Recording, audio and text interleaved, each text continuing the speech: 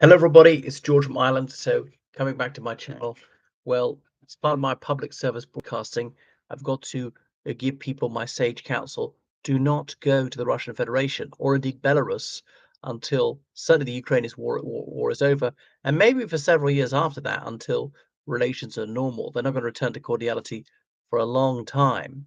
And I'll tell you why, because obviously the Putin regime likes arresting Westerners or citizens of any countries which have materially supported Ukraine. It could be from Japan or perhaps South Korea, not Western countries, but countries that have certainly given financial aid to Ukraine, even if not military aid directly. And you could be arrested, charged with a crime, and found guilty of a crime that you did not commit, even if the Russian court is certain that you're innocent. They would still find you guilty because that's creating hostages for the Putin regime, and you're a tradable asset. They can exchange people to get you out. Um, it was all those 16 people who were released. Some of them were Russian citizens. It's perhaps surprising the United States government bothered with them. So the countries that released people to get these 16 people out of Russian prisons were Germany, Norway, Slovenia. Was there anywhere else? Yeah, they released only 6 people, and the United States didn't release anyone this round. They got American citizens, sometimes dual Russian American citizens. Vladimir Kara-Murza, a dual British-Russian citizen. So the United Kingdom notably didn't release anybody, but did get someone freed, and so on. And the Norwegians, they let somebody go, but they didn't get anybody back in exchange. The Slovenians, they let that husband and wife out, and they didn't get anybody back. I mean, the Russians got 6 back. They'll say 8, but it was the children of that couple of Russian spies who were caught in Slovenia using false Argentine identities. The girl and boy were sent back.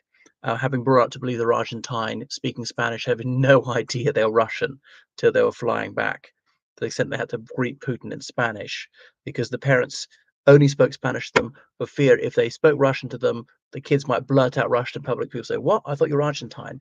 Um, so it's very, very risky to go there. And I came back from Russia 5 years ago, but it was nerve wracking even when I was there, nail biting, because although I never did anything wrong, because I've got this absolute fascination for geopolitics, that might seem deeply suspicious to them.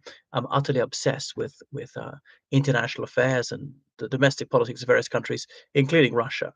And that search history would not look good. I got a British friend who's been back and forth several times since the war began.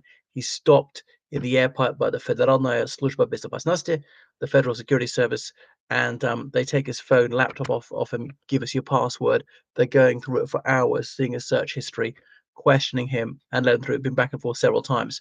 Fortunately for him, he's completely indifferent to the war and whatever else. And so they're not too suspicious of him, but they could change their mind and sling him in the slammer. Um, and that there's so few people now that the FSB might actually have the resources to tell you, even if you're not no good, might feel harassed, might feel faintly frightening. And I know a German guy has been there since the war began. I thought that was really worrisome. Now he was allowed in and out because the Ruskies were really keen to catch more Germans, and Belarus arrested that German guy, charge him with, or convict him of espionage or whatever terrorism, and sent him to death by firing squad. But then he was suddenly pardoned and released. I mean, I think Putin released him. I think he's one of the 16 we can say is released by Belarus actually.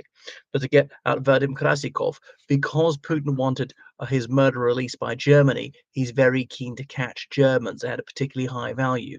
But when I was there, was a Norwegian guy convicted of espionage.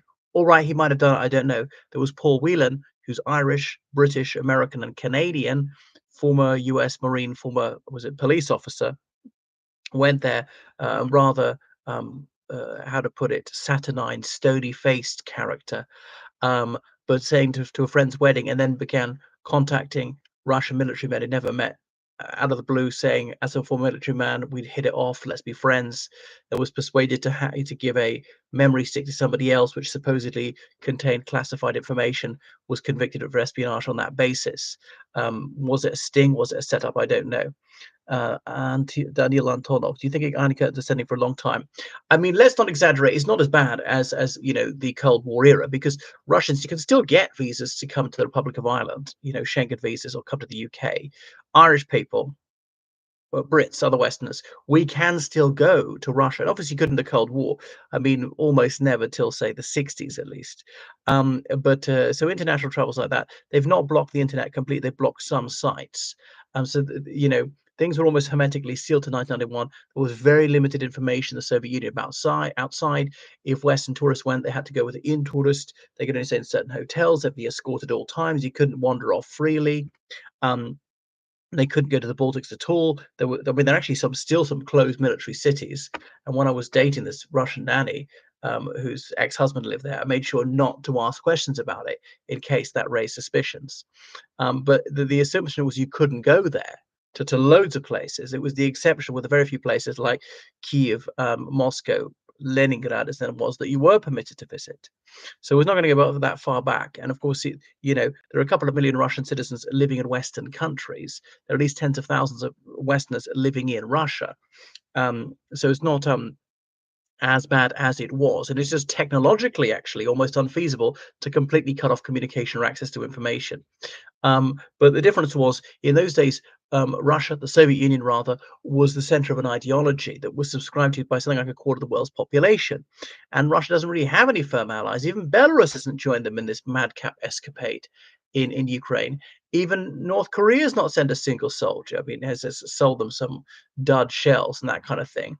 And one thing is that does actually give Russia greater flexibility because this ideological promiscuity that Putin will give aid and comfort to neo-Nazis, despite pretending this is an anti-Nazi operation, as well as the far left, as well as the Taliban, as well as anybody, if he thinks it serves his agenda to weaken and divide Western societies, to promote maximalist positions, to cause discord and disharmonious relations between rival nations, his rivals. So don't go. And now there are other people, and there are actually several more Americans who the United States government did not secure the release of, and maybe didn't even try to. And it's surprising, perhaps contentious, that they prioritize the release of Russian citizens, people solely Russian citizens, citizens of Russia and another Western country, for instance, the United Kingdom, rather than Americans. You think that U.S. citizens would be top priority, um, and who seem to transgress Russian law in a very minor way, allegedly slapping a policeman, possession of a tiny amount of cannabis. So Russian prison sentences are genuinely harsh, but the Russian government seem to have genuinely thrown the book at these people, not because they mind that much, but it gives them more leverage. If you want this person free, you got to give us one of our spies or terrorists you caught, or indeed reduce military aid to Ukraine, something like that. So don't go. That's why I think actually should be banned. But maybe be a bit like the U.S. Policy towards Cuba, like a $10,000 fine if you go there without permission. They can go to Cuba for cultural tours. I mean, so I would allow diplomats, and maybe that's just about it. Perhaps people with like close blood relatives to go to Russia because you're making yourselves a target, and you could be there. And then there's pressure on whatever Western government, the Irish government, whoever it is, German government, to get your person out. And domestic opinion demands you get this person out before he or she dies in prison under these horrifically cruel conditions. So people mustn't go there. And plus, you're spending money. You're actually funding Putin's brutal, barbaric regime. So that's why I think people shouldn't go there, which is an awful pity. I would really like to go back to Russia. I've got friends there. Would like to see St. Petersburg again, to go there some summertime. I'm afraid it's just not going to be safe for several more years there, or indeed Belarus, which to some extent is a satrapy of the Russian Federation. So yeah, goodness, don't go. Meet your Russian friends in a neutral country like Turkey that you can fly to, that they can fly to easily, and without any need for a visa. Um, so thank you so much for watching my channel. Make sure you subscribe on Patreon, donate to PayPal, georgecallahan79 at gmail.com. Goodbye.